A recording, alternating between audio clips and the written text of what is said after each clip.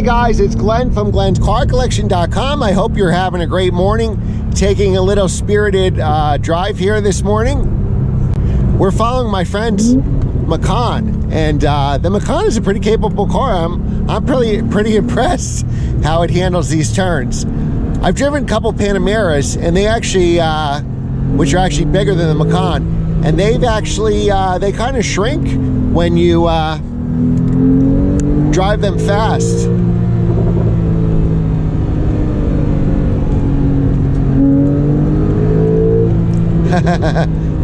Even though this car is turbocharged, it sounds pretty good in the higher RPMs. And I'm a big naturally aspirated motor fan, but the power of these turbocharged Porsches are addicting. I know there's, I love the 997, and I know people love the 991.1 being the last naturally aspirated engine, but it's just so much faster with these turbochargers. You know, maybe I'm spoiled because I had the 993 turbo, but I would say my car is almost as fast as the 993 turbo.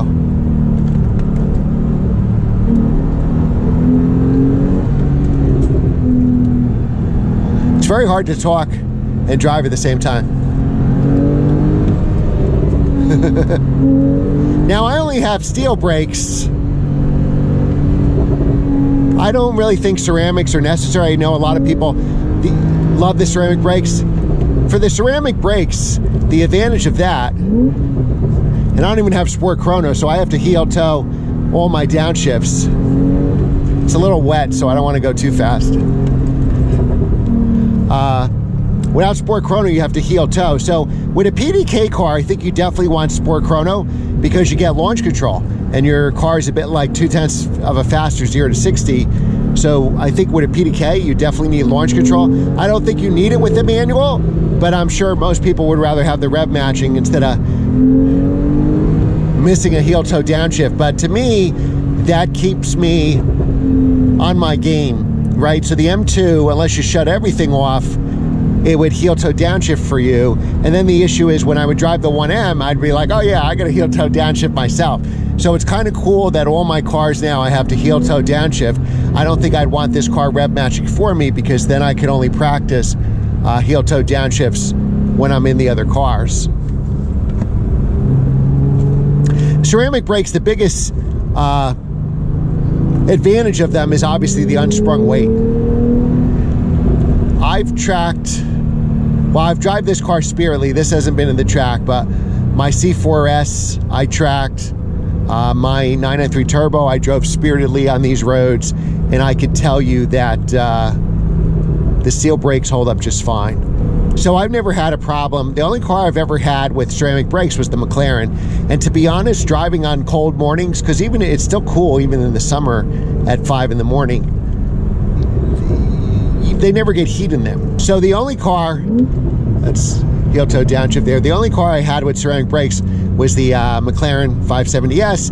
And honestly, most of these drives, even in the summer, it's cool when we're driving or wet when we're driving at 5 in the morning, and the ceramic brakes would never really get heat on them. So I'm a big believer in, I love the unsprung weight, obviously. The car feels lighter on its feet for sure, but I prefer to have steel brakes because you got to remember with ceramics, somebody at some point is going to replace them. And if your ceramic brakes need to be replaced soon, when you sell your car, you're either going to have to spend the money if you keep the car, or if you sell it and somebody does a PPI, know that they're due for spending $10,000 or $20,000 replacing your ceramic brakes, that's going to affect your resale. And I know in the Porsche community, the cars always sell for an extra 10 grand or maybe 15 grand, the GT3s, if they have ceramics, but somebody's going to pay the piper at some point. So I think steel brakes are just fine, even on track. And if the unfortunate part is if you use them on the track, they wear away pretty quickly. So yeah, I love steel brakes for the street, ceramic brakes for the track, but they wear pretty quickly on the, unfortunately, on the street, the ceramic brakes. Now there's definitely a learning curve for a rear engine car. You have all that weight behind the wheel, so it does allow you to brake later in corners, but it really allows you, my favorite part of it is you can explode out of corners because you already have traction. So you don't need as much horsepower. So I went from a Z06 to my first 911, and performance-wise, or accelerating in a straight line, I was like, oh my God, what did I do? You know, because it was so much slower, my 996 C4S compared to the Z06 I had. But once I learned that rear bias, weight bias, all of that 320 horsepower I had got to the ground, where that was probably losing most of that horsepower trying to get it, trying to get that power to the rear wheels. Now the front end, you don't have much grip, especially in these rear drive cars. So sometimes I trail brake a little just to get a